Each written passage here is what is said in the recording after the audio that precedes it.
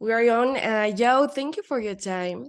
I would like to say that we've seen Metronomy grow through time, and we've grown with you. It's been almost 16 years since your first album. How different are you after all these years full of shows, full of music, and touring all around the world? I feel very lucky. Like I remember when I was 10 or 11 years old, and I began to think that I could become like a musician one day. Um, and uh, I started becoming a bit obsessed with like sort of bands like the Beatles or things like that, people who you've seen do these amazing things. And I think it's all I ever like dreamed of doing. And so I feel like to have actually like done it, and to have done the thing that the like 11-year-old me really dreamed of doing. I feel like I just feel very lucky, and I think it's really encouraged me to sort of like to try and tell other people that they should, however sort of silly they think, well, not no well, I guess with your own dreams and stuff, you never feel silly, but I think like whatever you love, you only have one life, and you should just do what you love doing, and kind of believe in it, and because that's kind of what I've done, and I feel very lucky to have done it. Yeah, and I think this is something we can listen in your last album, Small World, because it gave me the impression that maybe it was like a transitional record. I mean, we can listen to another era of the band, and it feels like you put your life in perspective and made music out of it. Yeah, I mean, yeah, completely. Yeah, but I don't. But I think like everything I do is always a bit. There's always a bit of like it's always a bit like knowing in a way, and so I kind of, I guess with the last record, I felt a bit like that's also the sort of thing that someone would do at that point in their career. So I don't feel like the next thing I do is going to be the same. But I definitely wanted to make a record that was that was kind of based on like real feelings and real experiences. But I don't think but I think maybe the next record could be based on totally fake and unrealistic experiences. I think that could still be cool. Yeah, of course. I know you've mentioned that you are with your kids in Paris. Does being a parent has influenced your career as an artist?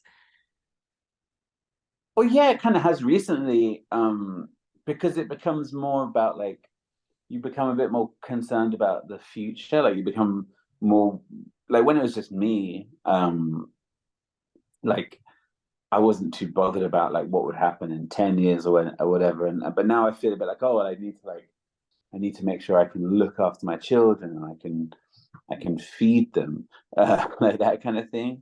So that certainly changes like and the thing is as well that you do is you sort of, by having children, like you make yourself older. Like you stop yourself from being able to like go out and party without caring. Like it's a sort of weird action that you're like, okay, well, I'm making myself older now. So that's kind of what I've done. Yeah, and now let's talk about what goes through your mind when you think about hits such as The Look, The Bay, I'm Aquarius. I don't know, you've got so many. At this point of your career, do you care about making more hits, or do you just make music and enjoy it? I mean, I think I would, the funny thing about the biggest songs, like the biggest, like The Look, for example, like, I didn't think I was making a popular song, like, and, um, but I would love to have more songs which have the same connection that that song has. But I think that in a way, that's actually quite like, it's quite rare to be able to have that with a song. So I would never be complacent about about how lucky like I am to have one song like that. But I also would love to be able to have another moment, to have that like connection with people in a with a different song, Yeah.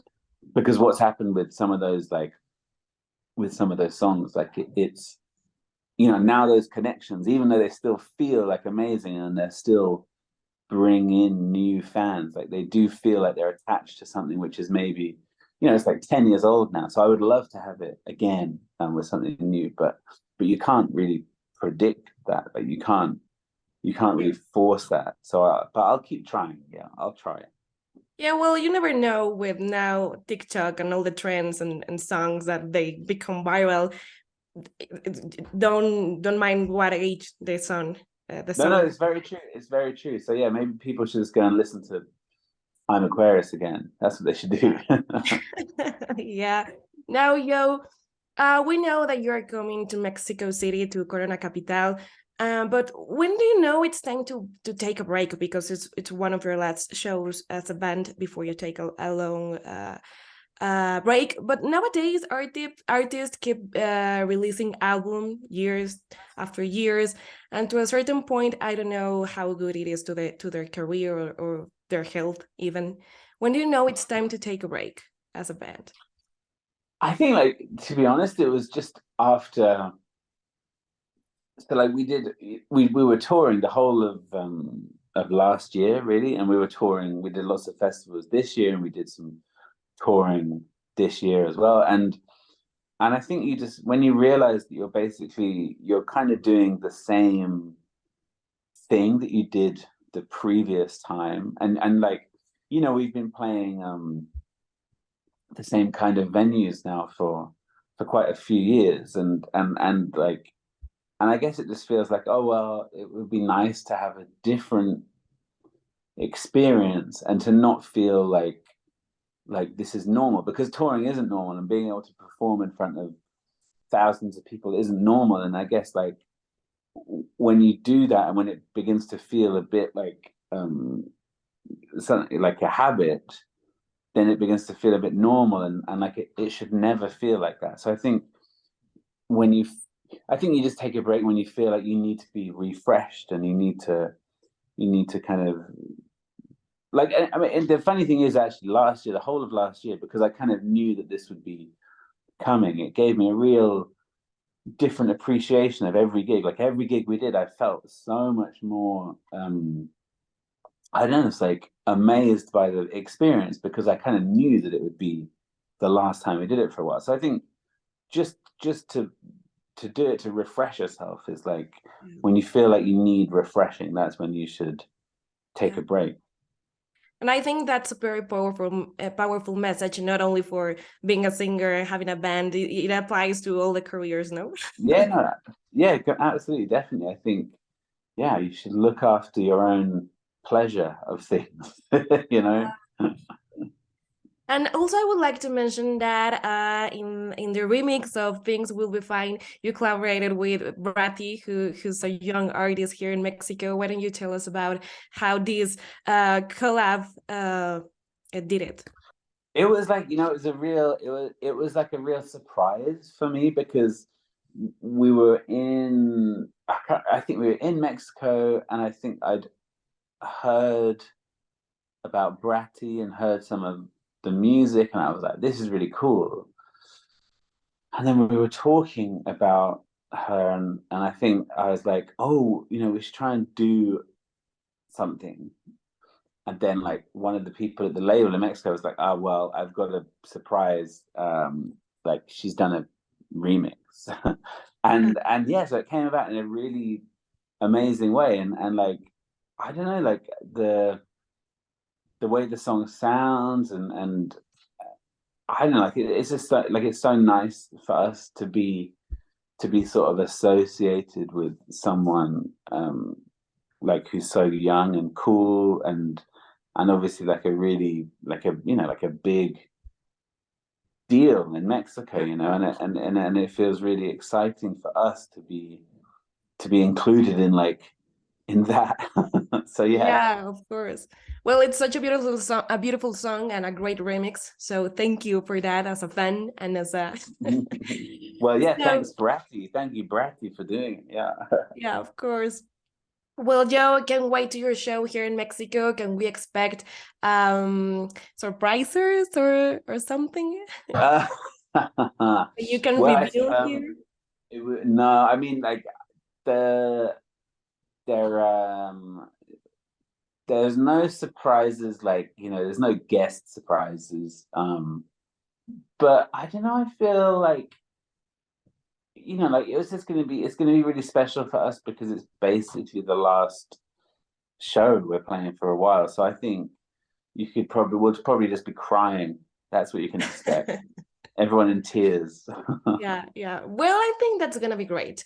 And also, do you have any plans on what are you going to do in this break? Like maybe you're gonna produce or you're gonna, I don't know, I'm travel? gonna do some production, yeah, and I'm gonna be collaborating, like writing with other people, but I'm also gonna basically take as much time as it takes to make a really brilliant Metronomy record. So I mean, I'm gonna be doing music all the time, yeah.